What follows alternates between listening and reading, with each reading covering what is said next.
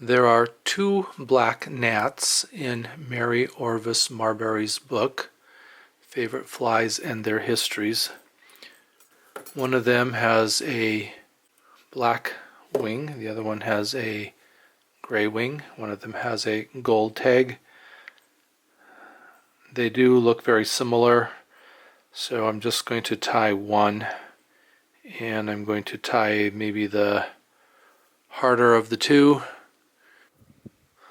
I'm going to tie the fly that has the tag and then suggest that it's optional. I do have a bicolored tinsel, so I'm tying it in with the gold towards the hook. That way when I flip it to wrap it, the gold will show.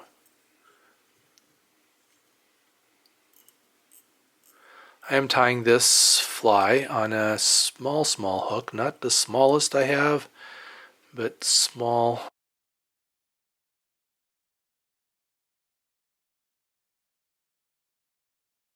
A 22.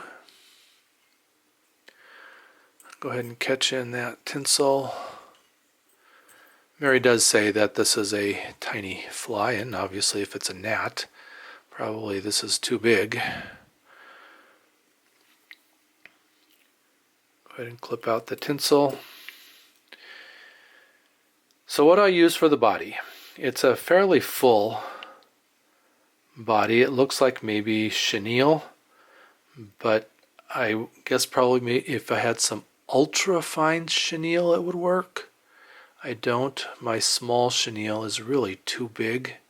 So I'm going to use some black peacock herl, just one strand, and I'm going to, after tying it in, just bend it around the back side of the hook because that's the direction I'll wrap it in, and then wrap it around my thread, and then I'll wrap the thread and the herl together to create the body. It's probably not as full as the bodies on her flies, and maybe if I was tying it on a regular length 22 and not a 2x, then I wouldn't have as much shank that I would need to cover, and it would wrap thicker. And I also noticed that when I do wind it around the thread, it has a tendency for the fibers to kind of bunch up a little bit more and not wrap as full.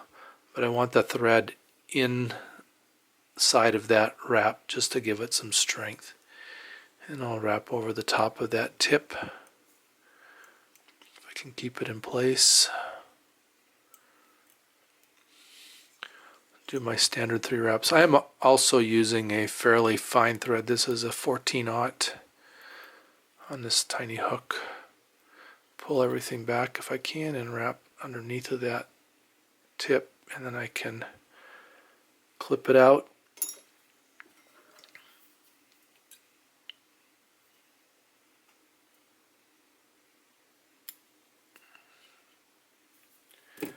For the wings, then, I am going to use this black, or it's actually a dark dun, but close enough, I think, to black. And I have the neck feathers on this cape are fairly small, so I can get a small wing. I have 2 of those feathers. I'm placing them concave sides together, so back to back.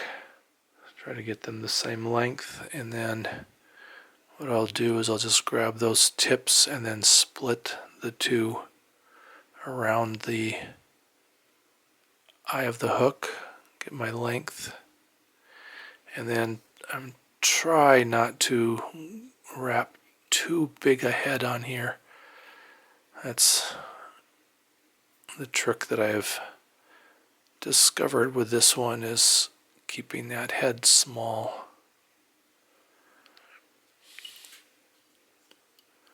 The thread wants to fall off. Maybe I'll go ahead and whip finish it first, and then I can clip out.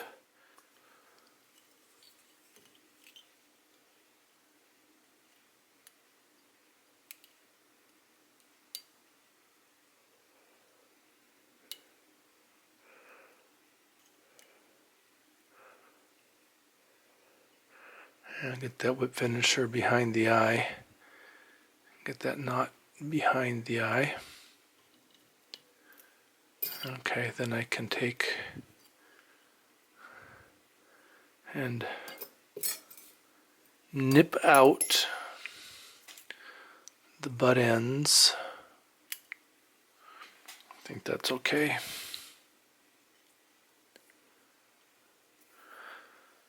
Go ahead and cut my thread.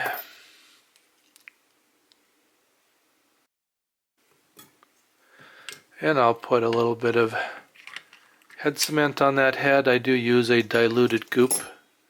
I'll put the recipe for that in the description. Just stick a needle in my jar, grab a drop, put it on the head. There are a few fibers sticking out in front there, but I don't think it's going to impede the tippet insertion. So I do have a feather that I can poke through the eye and make sure that the eye is clear and clean. If I can get the feather through there, then the tippet will go through there too. A black gnat from Mary Orvis Marbury's book, Favorite Flies and Their Histories. This one tied with black wings and the gold tag.